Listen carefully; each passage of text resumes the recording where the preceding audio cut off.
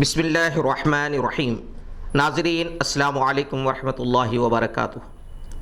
Jamia Millia coordination committee نے گزشتہ دنوں ایک ویڈیو جاری کیا تھا جس میں دہلی پولیس کو طلباء پر لاٹھی چارج کرتے ہوئے دکھایا گیا تھا، اور ویڈیو میں یہ بھی نظر آ رہا تھا کہ 15 دسمبر کو پولیس کے ذریعے جامعہ لائبریری میں گھس کر توڑ پھوڑ کی گئی۔ اس ویڈیو سے تلملائی دہلی پولیس نے اپنے دفاع میں ایک نیا ویڈیو جاری کیا اور یہ ثابت کرنے کی کوشش کی کہ طالب علم نے پولیس پر پتھراؤ کیا تھا، اور جب پولیس نے کارروائی کی تو وہ لائبریری میں گھس گئے۔ اس کے بعد ہی پولیس لائبریری میں گھسی تھی، لیکن ویڈیو میں جس طالب علم کے ہاتھ میں پتھر ہونے کی بات کہی جا رہی تھی اور مختلف الیکٹرانک میڈیا پر لال گولا لگا کر اس پتھر کی طرف اشارہ کیا گیا تھا، وہ اصل معنوں میں پتھر تھا ہی نہیں۔ دراصل جاری نئے ویڈیو کا آلٹ نیوز نے فیکٹ چیک کیا، جس میں پتہ چلا کہ طالب علم کے ہاتھ میں پتھر نہیں بلکہ وائلٹ یعنی پرس تھا۔ آلٹ نیوز نے سبھی انگریزی اور ہندی نیوز چینلوں کے اس دعوے کو سرے سے غلط ٹھہرا دیا، جس میں کہا گیا تھا کہ جامعہ طالب علم نے پہلے پولیس پر پتھراؤ کیا اور پھر اپنے بچاؤ کے لیے لائبریری میں داخل ہو گئے۔ آلٹ نیوز نے فیکٹ چیک کے دوران اخذ کیا کہ طالب علم کے ایک ہاتھ میں وائلٹ ہے اور دوسرے ہاتھ میں موبائل ہے۔ آلٹ نیوز نے اپنے نیوز پورٹل پر اس ویڈیو کو سلو موشن میں کر کے دکھایا ہے، جس میں صاف پتہ چلتا ہے کہ جسے لوگ پتھر سمجھ رہے تھے وہ وائلٹ ہے۔ کچھ تصویریں بھی پیش کی گئی ہیں جس کو دیکھنے پر صاف پتہ چلتا ہے کہ جس ویڈیو کو دیکھ کر جامعہ کے طالب علموں پر میڈیا اور بی جے پی لیڈران سوال کھڑے کر رہے تھے، اس کی حقیقت بہت الگ ہے۔ اس انکشاف کے بعد یقیناً بی جے پی لیڈران کے ساتھ ساتھ دہلی پولیس میں بھی سناٹا پھیل گیا ہے۔ اب تک پولیس یا پھر بی جے پی کی جانب سے کوئی رد عمل سامنے نہیں آیا ہے۔ مہاراشٹر کے وزیر اعلیٰ ادھے ٹھاکرے نے منگل کو بڑا اعلان کرتے ہوئے کہا کہ وہ ریاست میں نیشنل پاپولیشن رجسٹر NPR کو نافذ ہونے سے نہیں روکیں گے، حالانکہ وہ ذاتی طور پر NPR کے فارم کی جانچ کریں گے۔ ساتھ ہی ساتھ انہوں نے کہا کہ ریاست میں کسی کو بھی شہریت ترمیمی قانون سے خوف زدہ ہونے کی ضرورت نہیں ہے۔ ادھے ٹھاکرے نے ٹویٹ کیا کہ CAA اور NRC الگ ہے اور NPR الگ ہے۔ اگر ریاست میں CAA نافذ ہو جاتا ہے تو بھی کسی کو فکر کرنے کی ضرورت نہیں ہے، جبکہ NRC ریاست میں نافذ نہیں ہونے دیں گے۔ Advocates Telangana state joint action committee against CAA NRC NPR نے آدھار کارڈ کی اجرائی کے لیے انکوائری آفیسر UIDAI کی جانب سے شہریت ثابت کرنے سے متعلق دستاویزات پیش کرنے کی نوٹس جاری کرنے پر سخت اعتراض اور احتجاج کیا اور اسے عدالتی احکام کے خلاف قرار دیا۔ آج ایک پریس کانفرنس سے خطاب کرتے ہوئے جوائنٹ ایکشن کمیٹی کے عہدیداروں نے بتایا کہ ڈپٹی ڈائریکٹر UIDAI نے ایک آدھار کارڈ کے امیدوار کو نوٹس جاری کی ہے کہ وہ 20 فروری 2020 کو 11 بجے دن میگل گارڈنز، رائل کالونی نزد diamond hotel Balapur, Ranga Reddy district میں ان تمام اصل دستاویزات کے ساتھ حاضر ہوں جس سے ہندوستانی شہریت ثابت ہوتی ہے۔ بصورت دیگر اس معاملے کی ایک طرفہ کارروائی کی جائے گی اور آدھار کارڈ کو منسوخ کر دیا جائے گا۔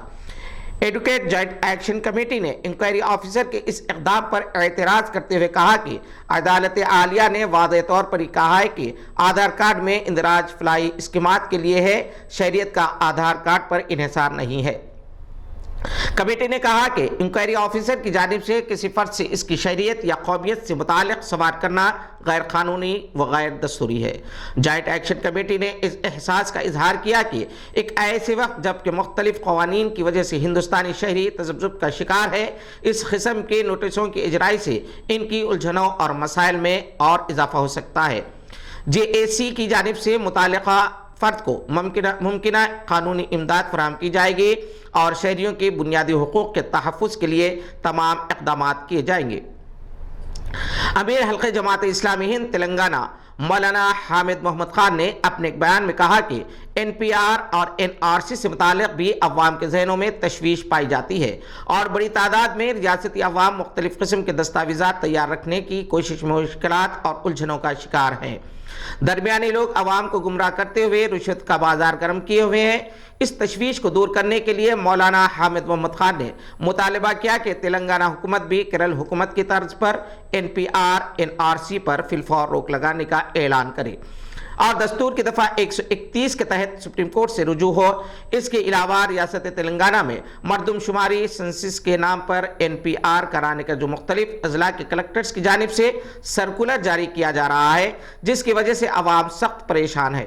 وزیر اعلیٰ خود اس معاملے کا نوٹ لیتے ہوئے وضاحت کریں تاکہ عوام میں پائی جانے والی بے چینی اور الجھن دور ہو۔ سعودی عرب کو دنیا کے 10 پرکشش ممالک کی فہرست میں شامل کیا گیا ہے۔ سعودی عرب دبئی کا طاقتور حریف بننے جا رہا ہے۔ عربی روزنامہ اوکاس کے مطابق عالمی بینک نے اپنی رپورٹ میں سعودی اصلاحات کی تعریف کرتے ہوئے کہا کہ اصلاحات کی بدولت کمپنیاں دبئی سے سعودی عرب منتقل ہونے لگی ہیں اور کئی کمپنیوں نے اپنے کاروبار کا آغاز ہی سعودی عرب سے کیا ہے۔ بعض سرمایہ کاروں کا خیال ہے کہ اگر مشرق وسطیٰ میں کامیاب ہونا چاہتے ہو تو سعودی عرب کا رخ کرنا ہوگا۔ ولی عہد شہزادہ محمد بن سلمان کا نیوم فیوچر سٹی کا منصوبہ کمپنیوں کو یہاں آنے کی تحریک دے رہا ہے۔ یہ منصوبہ $0.5 ٹریلین کی لاگت کا بتایا جاتا ہے۔ کنگ سلمان سینٹر برائے انسانی امداد کے مطابق جنوری 2020 تک سینٹر نے 47 ممالک میں $4 بلین سے زائد کی امداد کی ہے۔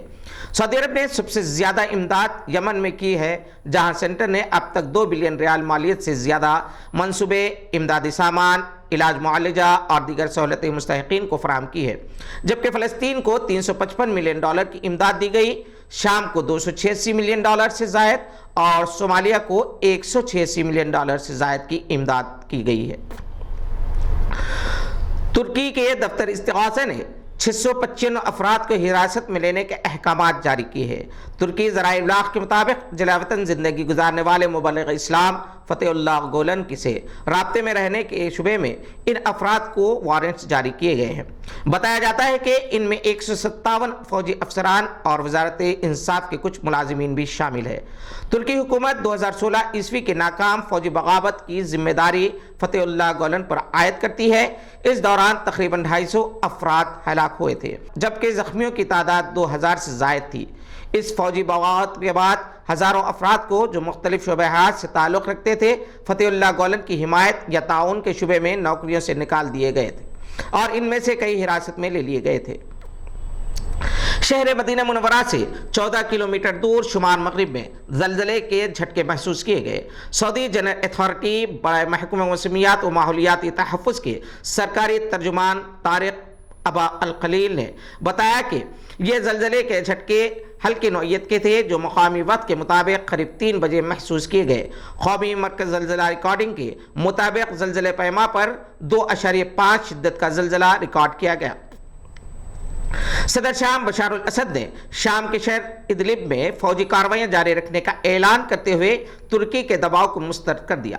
بشار الاسد نے ٹیلی ویژن پر اپنے خطاب میں کہا کہ شمال سے دی جانے والی کھوکھلی دھمکیوں کے باوجود ادلب اور حلب میں آپریشن جاری رہے گا۔ شمال سے شماری صدر کا اشارہ ترکی کی جانب بتایا جاتا ہے۔ ترکی نے ابھی اختتام ہفتے پر ادلب میں مزید فوجی کارروائیوں سے خبردار کیا تھا۔ ادلب شامی باغیوں کا آخری گڑھ ہے۔ اقوام متحدہ کے مطابق شامی فوج کی وجہ سے 2 لاکھ افراد نقل مکانی کرنے پر مجبور ہوئے ہیں۔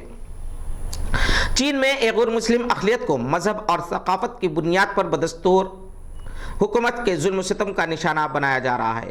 قیدیوں کی ایک ایسی فہرست یہ بات منظر عام پر آئی ہے جو دونچے ویلے اور دیگر نشریاتی اداروں کو فراہم کی گئی ہے۔